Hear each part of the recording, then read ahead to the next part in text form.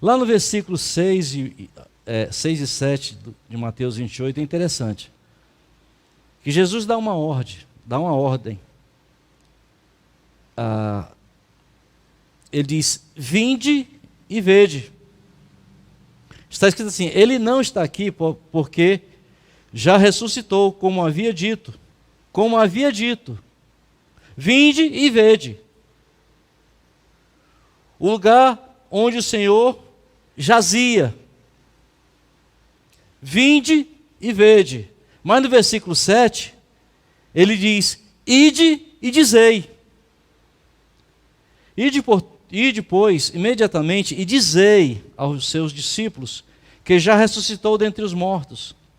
E eis que ele vai adiante de vós para a Galiléia, ali o vereis. Eis que eu vulo tenho dito.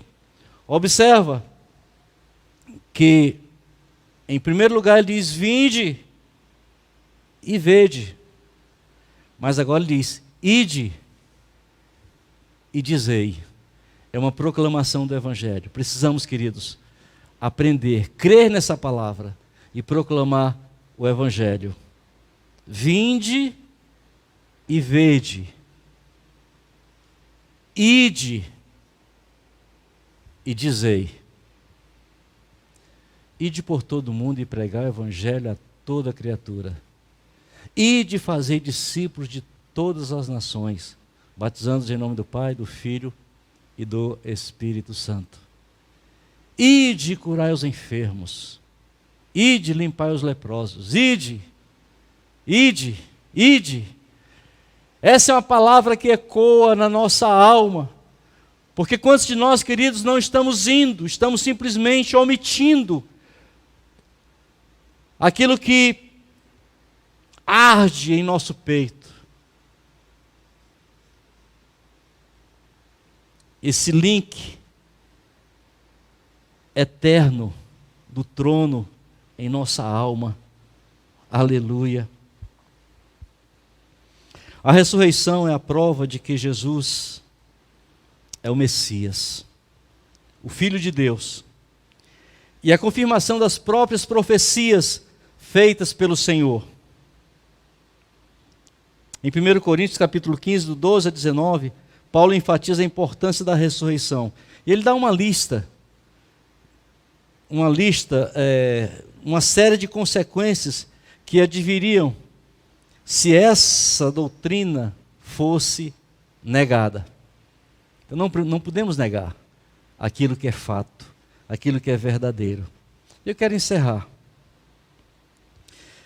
esse momento de reflexão contando uma ilustração.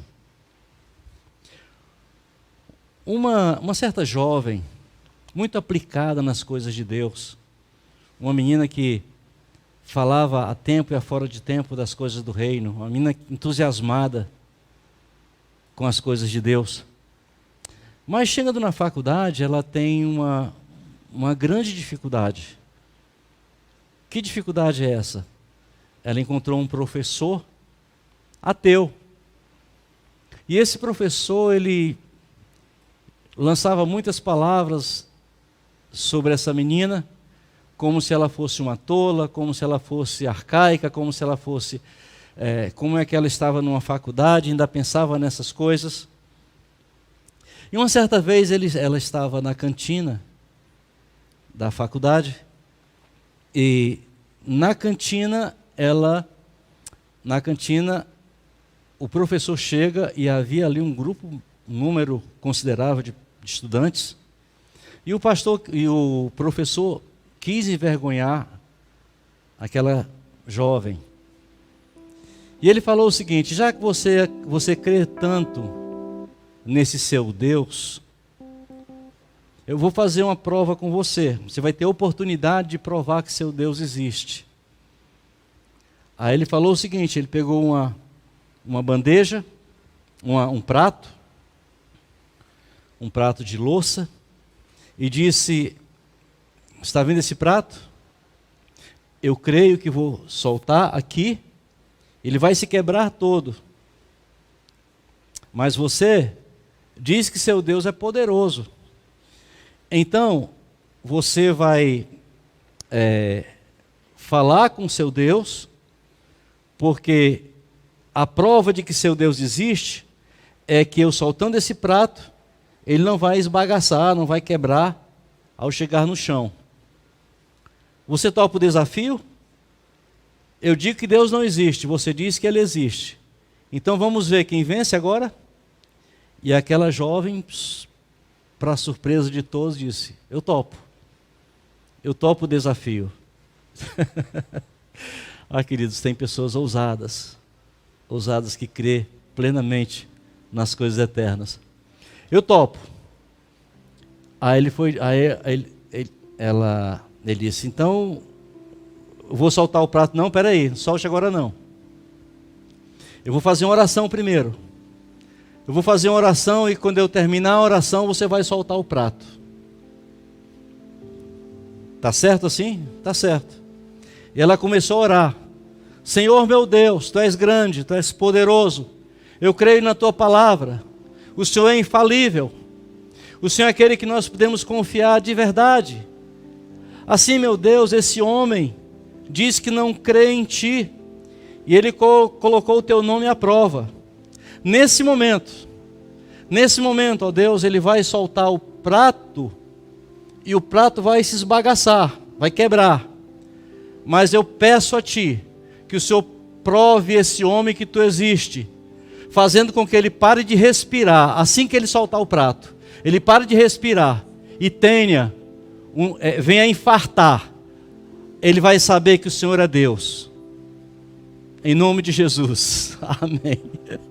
E aquele homem pegou o prato, ele não confia em Deus, mas ficou com medo de soltar o prato.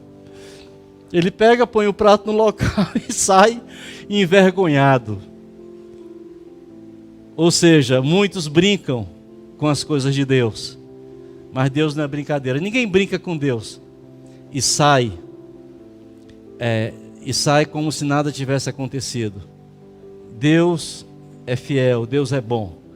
Aleluia. Glória a Deus. Portanto, queridos, a maior vitória que nós temos é saber que o túmulo está vazio. O túmulo está vazio. Jesus ressuscitou. Ele vive verdadeiramente.